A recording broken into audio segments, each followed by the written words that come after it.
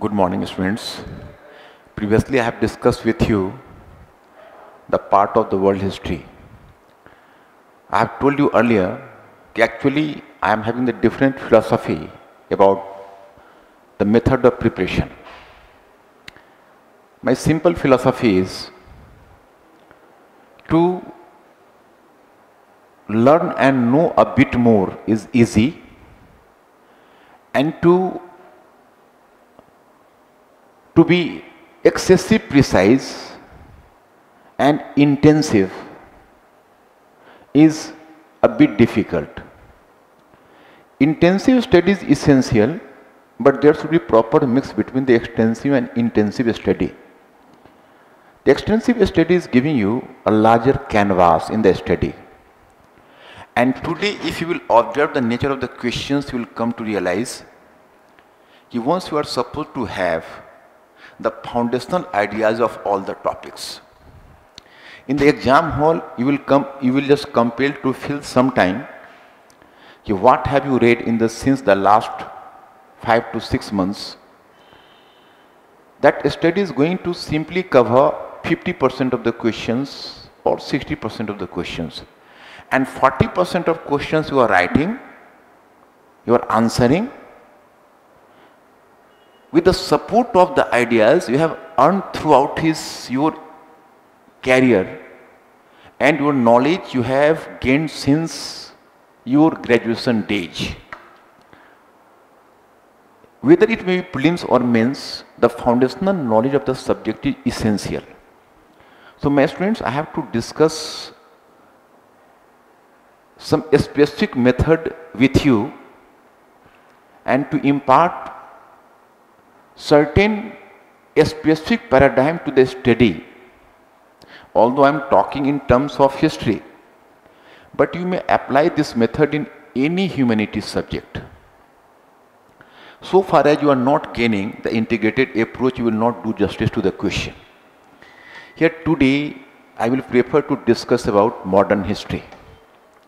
Whenever you will observe this part of the subject, and particularly the importance of the subject from exam point of view, whether it may be the history optional or general studies, modern history covers a very important, significant part, not simply for the fact that it is associated with the modern part of Indian civilization, but even from the perspective of you are supposed to develop some interdisciplinary approach while using the method of contemporary history, that is the part of modern history.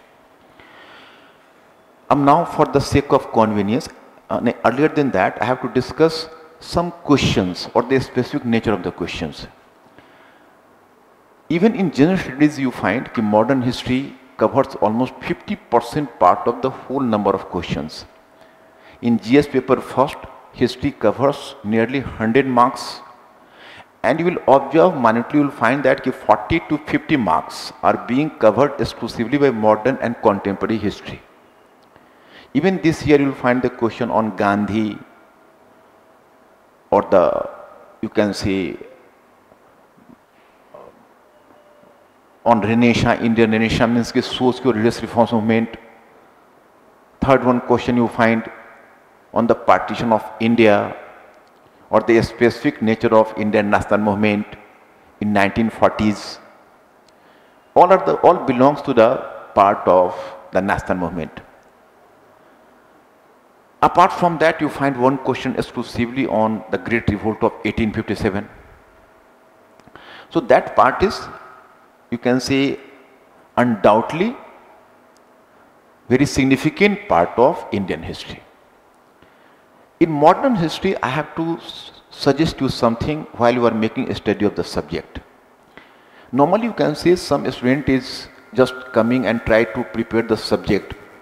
He is normally advised he has to go through the NCERT books. That is correct. NCERT book is giving you the foundational knowledge. But my students, here I have to give some specific suggestion. Even NCERT books are not completely innocent. NCERT books are not formulated in the manner I am going to discuss you. So you have to reformulate reformulate the NCERT books and their data as well. You start a study and you have to move from chapter to chapter. Normally you will realize in modern history you start from the disintegration of Mughal Empire and the foundation of the British rule. In this part you are going from chapter to chapter. For example, you are opening the first chapter, you find the disintegration of Mughal Empire. Then the second one chapter is being covered by the foundation of British rule. You will start the story with the British company and the conflict between the British and the French company in Carnatic region, and that is Carnatic War. And the second one after that, moving the Battle of Plassey, that of Buxar, foundation of British rule in Bengal, its repercussion, etc., its impact. Then the issue of Awadh, Battle of Buxar, etc.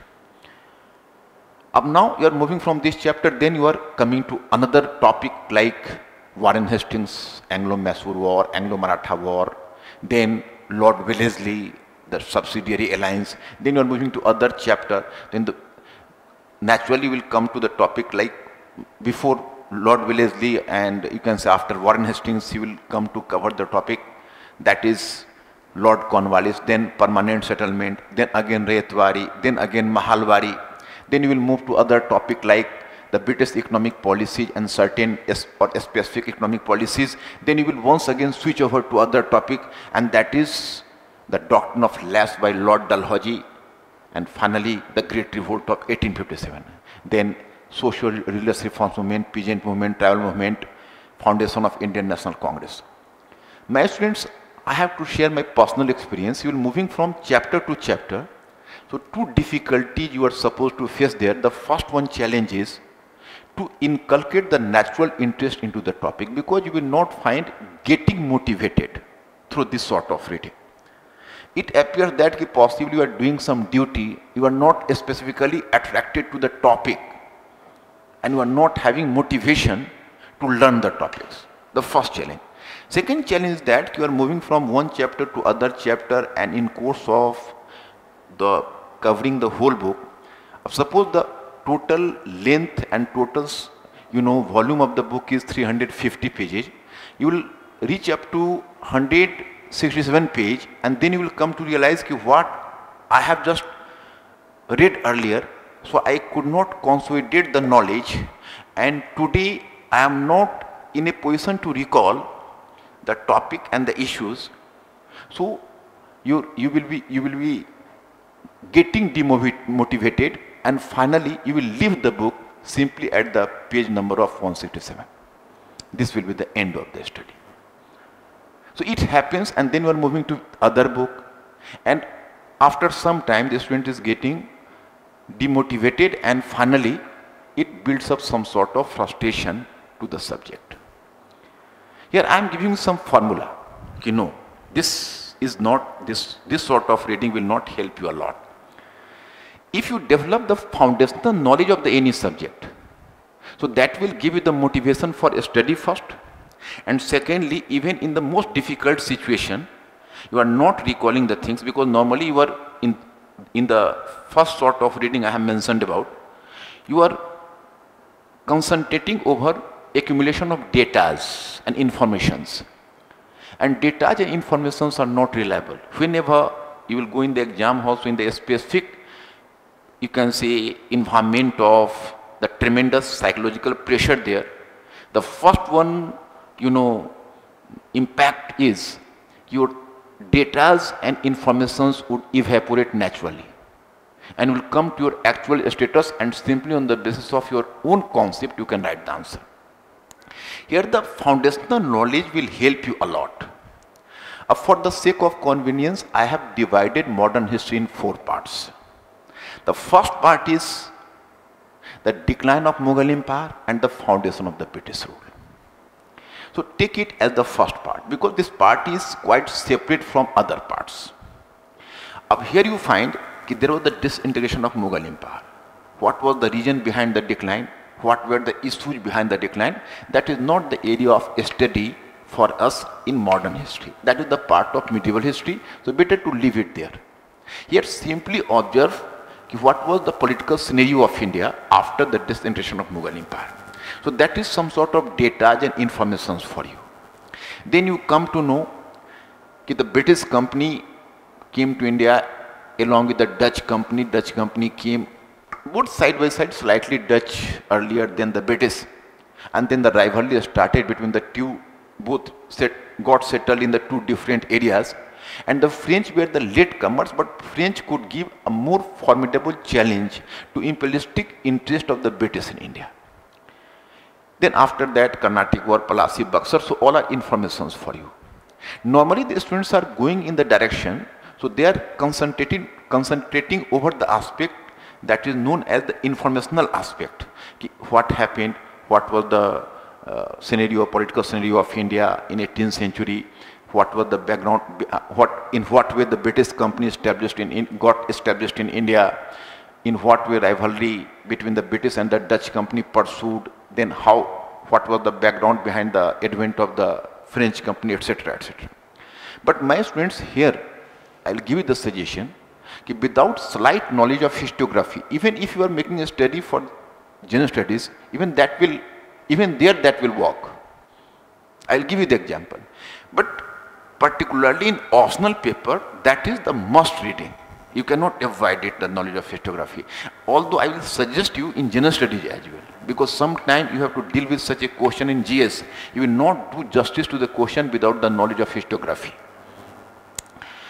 Now, for example, traditionally the British scholars have tried to prove that the disintegration of Mughal Empire in the first half of 18th century resulted into the political anarchy in India and even in economic decline.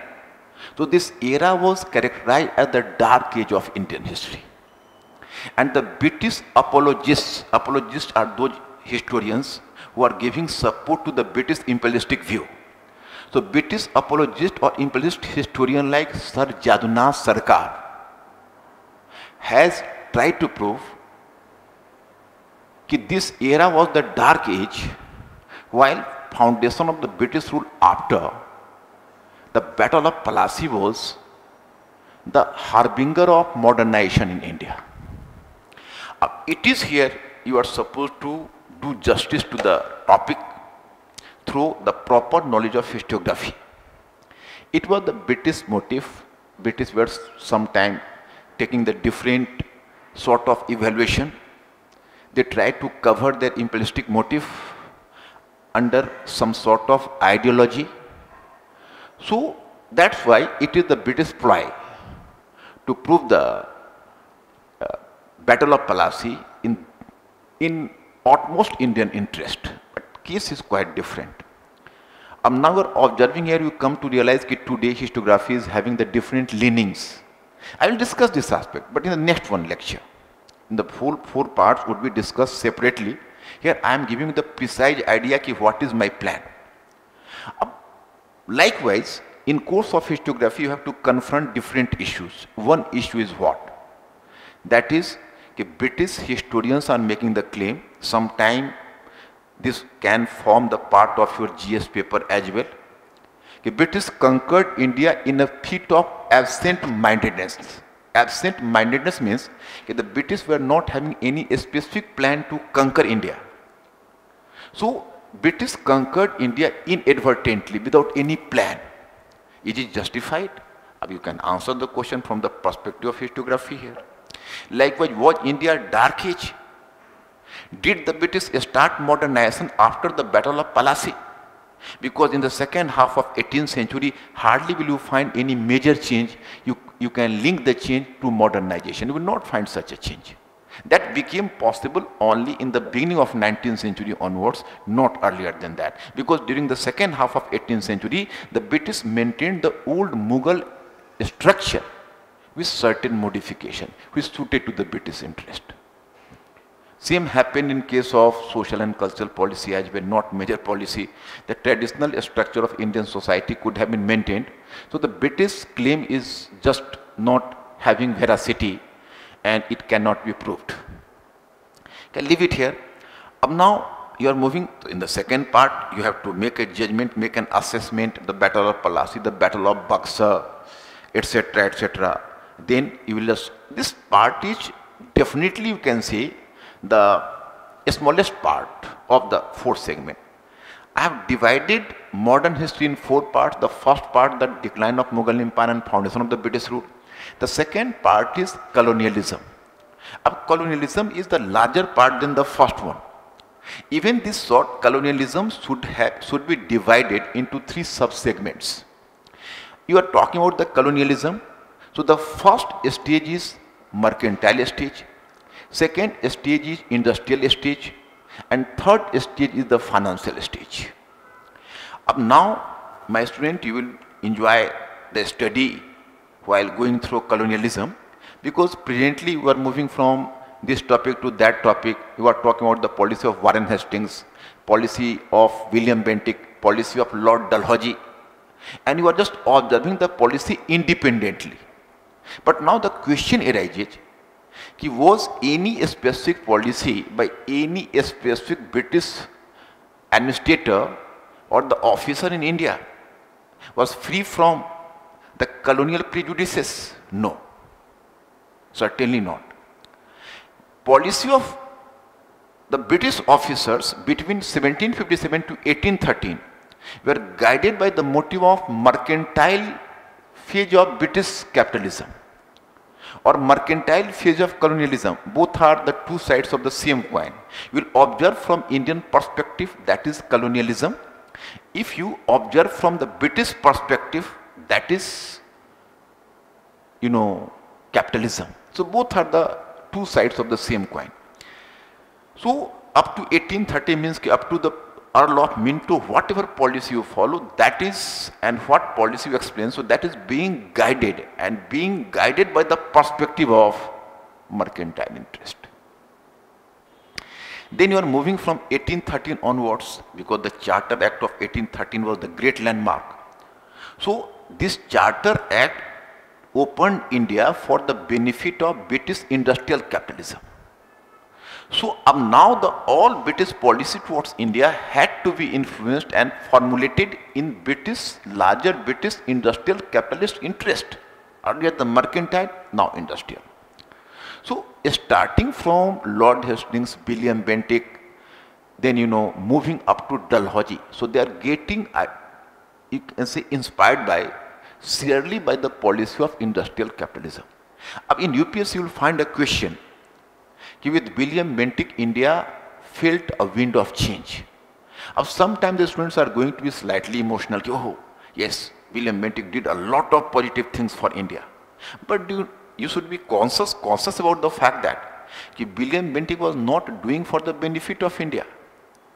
India definitely felt a wind of change, but the change was more in the interest of London than in the interest of Calcutta. So here you have to be aware, and this is possible only through the knowledge of historiography. And then you are moving from William Bentinck. Likewise, you can say, I am just recalling in optional paper in 2017, there was possibly a question, and this is equally important for GS paper as well, because you might have observed the GS paper. Sometime you will find the questions are interchangeable in nature. Sometimes they are placing one question from optional paper to GS and vice versa. So in GS, in optional paper, there was a question about William Bentinck, why Robert Clive conquered India militarily or physically. William Bentinck conquered it culturally. A very interesting question. So because on 15th August 1947, Indians got freedom from Robert Clive, but didn't get freedom from William Bentinck. William Bentinck, even on 15th August 1947, William Bentinck was standing smiling. Pardon me, do you know that sometimes some critics characterize Jawaharlal Nehru the last British ruler in India? Why was it possible? It was possible due to the fact we have not got free from the British culture. The education system, the legal system which were established by William Bentinck, they were long lasting even today that exist in India. And India remained divided between India and Bharat.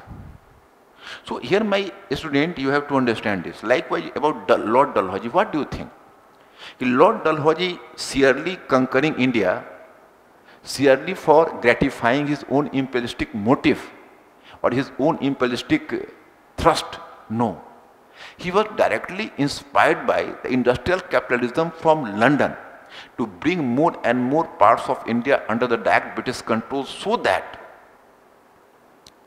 the British could actively work for the promotion of British manufactured goods in India. So my students, keep in your mind while making a study of colonialism, we should not be enthusiastic to accept that British did modernization in India. British did modernization, but this modernization was under the cover of colonial interest. So it was colonial modernization, not the pure and healthy modernization, you can say. Very interesting thing. So that's why, keep in your mind, even if the British smile in India, even their smile was having some colonial content or colonial motive. Now, colonialism is over, then you will move to nationalism.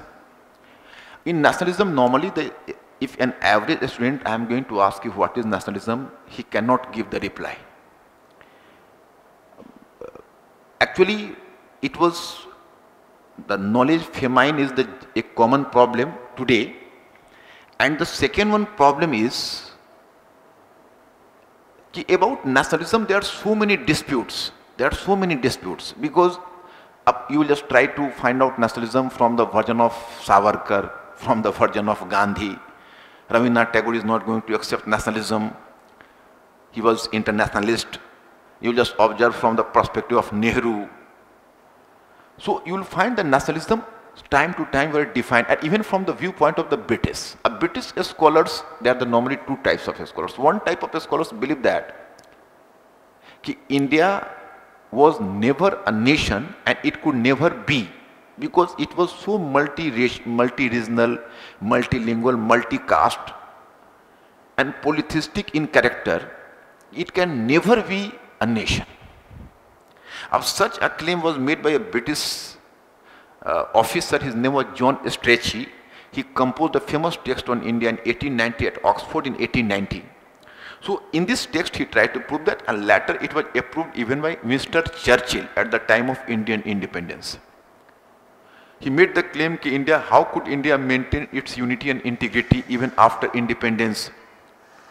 Because India would need the support of the British officers and German army to maintain its integrity.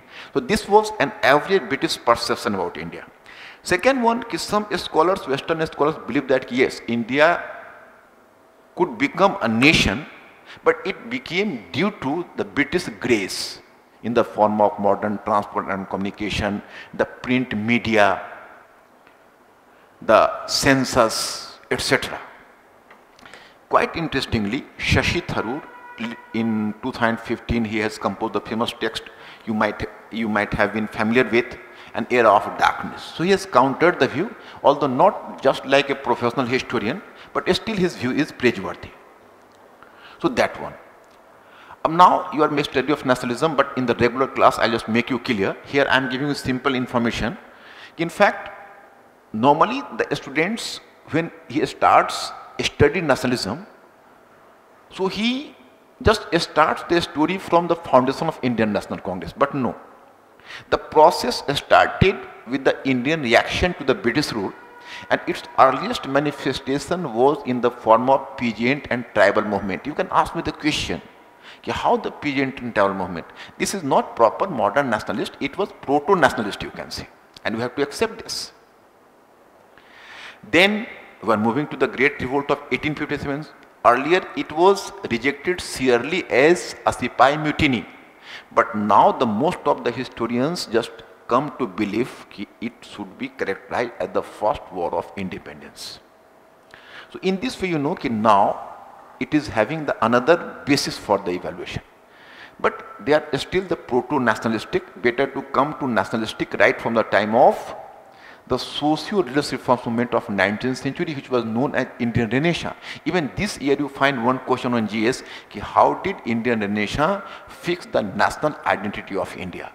So it is a very meaningful. I will discuss with you in the next lecture how was it. Then you are moving toward foundation of Indian National Congress, but in course of the study of nationalism, you have to deal with certain important issues. What was the difference between the nationalism of the commoners and nationalism of the elites? Whether Birsa Munda and Dadabhai Naoroji, whether did Birsa Munda and Dadabhai Naoroji present the two different versions of Indian nationalism? While the concept of nationalism of Rajni Pamdat and that of Dadabhai Naoroji, or the nationalism of Nehru and nationalism of V.D. Savarkar, how they are going to be different from each other? How did a bridge become possible between the elite nationalism and the nationalism of the common people? What was the specific contribution of Gandhi? How did he work as a bridge between the elite nationalism and the nationalism of the common people? Then what was the contribution of the so-called leftist thinkers in India in the rise of nationalism? My student, study of nationalism is important for us for the fact in India the national movement, or you can say the process of national liberation as well as the nation building, both went side by side. Then my student, I will just come to the fourth one stage later that I will, and in the fourth part is post-independence era. This post-independence era is much important for you today particularly, because after independence there was the foundation of the first Indian government, and the Indian government had to face the, you can say, multiple challenges like the economic, formulating the economic policy suited to India, foreign policy which should suit to India, likewise, you know, even socio-cultural policy, because India was not a normal nation. Most of scholars believe we are not a normal nation, you can say, because normally the Western countries were formed, and particularly the nation building in Western country on the basis of a single language. But just after independence, we were compelled to adopt 14 languages as the national languages. And today its number has increased up to 22. And even there was the question of the official language. We were compelled to adopt English as supportive official language along with Hindi. So we are very different type of nation. So what socio-cultural policies should be followed in India? It was a bigger challenge for our leaders. So that's why post-independence era. Up now you can say, my student, in up to 1950, Jawaharlal Nehru formulated 50-51 foreign policy, you know, economic policy, socio-cultural policy, and the policy so far supposed to be the most successful. For 4 decades, these policies continued while getting unchallenged. It was for the first time in 1990s that the revision of the old policies were pursued by the Congress government itself under Narasimha Rao. In the matter of foreign policy, you have observed to the look east policy, and you know, even look west policy about latter government of Vajpayee. He further altered the policy, our nuclear policy, etc. And in the economic policy, we have given a major thrust in the form of the economic liberalization policy. But still you can say the Congress government till ruled in India, so it has continued this policy with certain modification till up to the government of UPA 2. Now after the formation of the government of NDA under Modi, re-evaluation of Nehru's policy has started, and today particularly this generation of students, I am very sorry to say that, as they have started their career from the era of NDA government, so they are simply getting evaluation of Nehru's policy from the version of Modi and Shah. But my students, you are supposed to make here the very balanced evaluation and try to find out, is it right that Indian economic policy or Nehruvian economic model was complete failure, or was it having some significance? it needed some sort of balanced approach. Likewise about the foreign policy of India. So this is today the most disputed area, so we have to be careful. But my students, here I have simply given to you the idea that I will just carry you in the 4 different parts in a different way, and that will inculcate the natural interest. Now in my next 4 lectures, I have to deal with the 4 different segments separately and in details, and I am confident you will inculcate your interest into the topic. Apart from that, that will give you certain foundational knowledge. Thank you very much. I will see you later.